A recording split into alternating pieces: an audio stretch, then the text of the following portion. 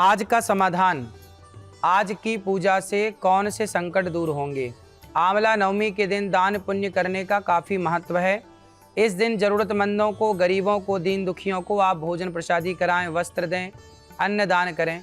और जब आप किसी दूसरे के होंठों में प्रसन्नता भरते हैं तो आपकी होंठों में भी प्रसन्नता भरती है।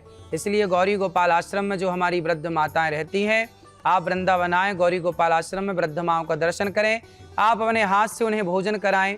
और अक्षय नवमी का ये पावन पर्व है, उन वृद्ध माओं को आप जब रोटी देंगे, यहाँ चल रही अखंड रसोई की सेवा से, संतों की सेवा से जब आप जुड़ेंगे और सबको जब आप अन्न दान देंगे तो निश्चित ही आपका धन धान्य कई गुना बढ़ेगा। इसलिए किसी दीन दुखी को भोजन जरूर कराएं, प्यासे को पानी जरूर पिलाएं। जब आप किसी की हेल्प करते हैं, मदद करते हैं तो निश्चित ही भगवान आपकी मदद करते हैं। तो आंवला नवमी के दिन आंवला का सेवन जरूर करें। इस दिन आंवले का सेवन करना भी सुख समृद्धि को देने वाला है। इस दिन आंवले का दान भी किया जाता है। आप आंवले का दान भी कर सकते हैं, आंवला देते हैं। आंवला भगवान को चढ़ा सकते हैं, भगवान को भी समर्पित किया जाता है। आज का वार्तालाप, वैशाली से नीतीश झा का सवाल है, जैसे गौतम बुद्ध तपस्या करके ज्ञान को प्राप्त किए, क्या वैसे आज के दिनों में भी संभव है? मार्गदर्शन करें। हाँ, गौतम बुद्ध ने तपस्या करके क्या जाना? उन्होंने यही तो जाना कि सब में ईश्वर है, सब में भगवान है, सब जगह ईश्वर है, सबको मरना पड़ेगा, इसलिए सदा हैप्पी रहो, प्रसन्न रहो, यही तो जाना। और क्या जाना? यही तो आपको भी जानना है कि सब जगह ईश्वर है। हमारे ऋषि मुनि तो ऐसे, कितने ऋषि मुनियों ने सब ज्ञान अर्जित किया, कितने जान गए, और आज भी इस ज्ञान को जानने वाले बहुत लोग हैं। सब में ईश्वर है, ये जान लो और मान लो। क्या है, कुछ लोग जान तो जाते हैं कि सब में ईश्वर है, आप भी जानते हैं कि सब में भगवान है, क्या मान पाते हैं? आज मानने वालों की कमी है बेटा, इसलिए मानो। कण कण में ईश्वर, तुलसीदास जी यही तो कहते हैं, सिय राम मैं सब जग जानी, निज प्रभु मह देखहीं, जगत कही सन करहीं विरोध।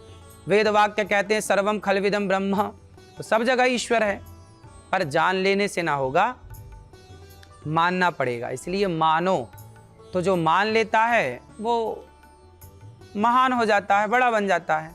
तो मनुष्य की इच्छा शक्ति प्रबल हो, माना शक्ति प्रबल हो, आत्मविश्वास हो, ईश्वर के ऊपर श्रद्धा, तो सब कुछ संभव है यदि श्रद्धा है तो।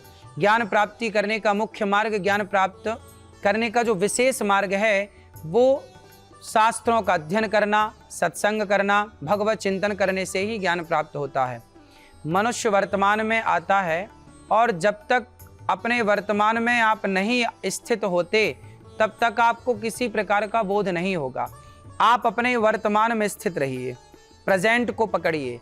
आपका क्या मन भगवान में लग पा रहा है? क्या आप ईश्वर से कनेक्ट हो पा रहे हैं?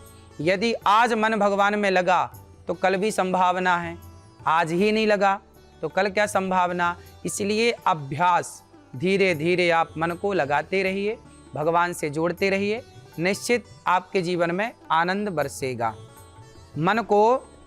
मन को कंट्रोल करने के लिए क्या करें कि आप धीरे धीरे अपने मन को केंद्रित करें। विधान कहता है कि सबसे पहले अपने नाक के अग्रभाग को देखें अपनी आँखों से, और आँखों को केंद्रित कर दें नाक के अग्रभाग में। फिर धीरे धीरे आप अपने नेत्रों को बंद करके अपने भीतर के अंतः मन में, अंतर मन में आप भगवान के सुंदर से स्वरूप का, कि भगवान की आँखें कैसी, भगवान विष्णु के हाथ कैसे, उनके हाथ में शंख चक्र कैसे, उनके एक एक अंग का, जब आप पावन उनके अंगों का ध्यान करते हैं तो आपका मन बहिर्मुखी से अंतर्मुखी हो जाता है।